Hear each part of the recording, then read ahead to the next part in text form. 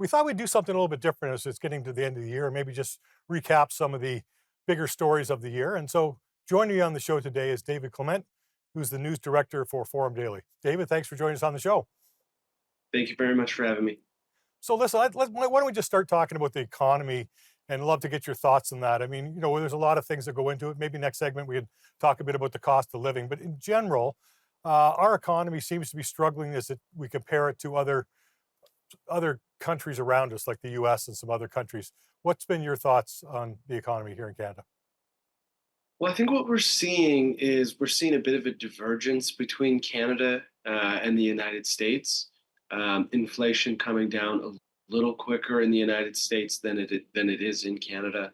We're also seeing economic growth increase in the United States, or at certain points contract at slower rates than Canada.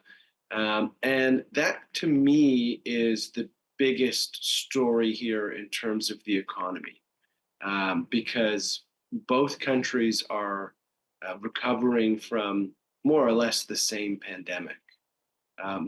Both countries are, generally speaking, dealing with global markets that they both operate and engage in.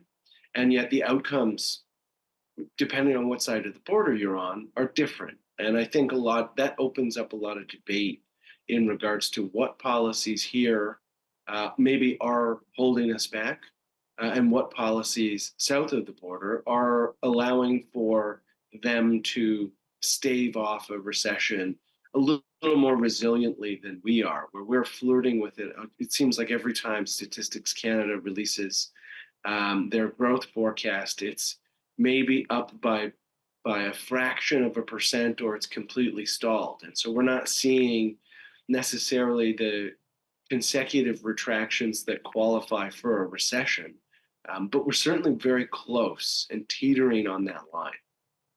So David, you mentioned it says last quarter's GDP actually shrunk by 1.1% on an annual basis, while our neighbors in the United States saw theirs increase by 5.2. And I think that just goes back to what you just said.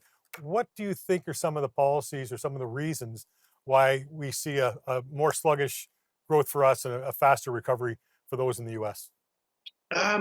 There's probably a big difference in energy, um, in the approach to energy. And while Republicans in the U.S. will be very critical of the Biden administration on energy policy, they have enacted some growth measures on the energy side of things in the oil and gas sector.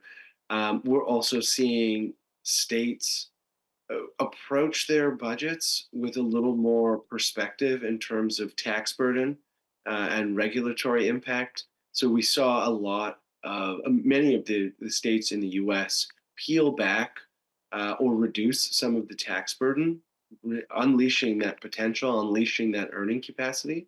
And I think that's a big difference. We have seen bits and pieces of that here in Canada at the provincial level, but nothing really substantial in terms of things like income tax rates. And then you just naturally have the difference between the two economies in terms of where technology and innovation comes from.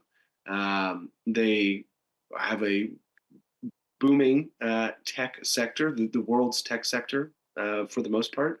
Well, at the same time, we seem more focused on trying to tax that exact tax sector when they operate in Canada. And so we have something that's growing in the US, and we have Ottawa trying to kind of sink their teeth into it to extract some revenue out of it. And I think that that's probably a factor here. We got about a minute left. I know that following that, in terms of per capita GDP, is now lower than it was in the summer of 2018. I understand that our economies, so per capita, that is also, we see the economy going in terms of businesses, but we also see the per capita GDP. Got about 40 seconds left. Any comments on personal wealth? Yeah, I mean, the per capita side is largely immigration based, because we've added more people in a given time period than I think the late 50s, and so we've certainly added a lot more Canadians, and that comes with a whole host of benefits. But if you don't have economic growth occurring alongside that, what you have is you have a lowering of per capita GDP, because we just have more people. And so I think that explains a large part of that gap there. Hold that thought. Let's come back after break.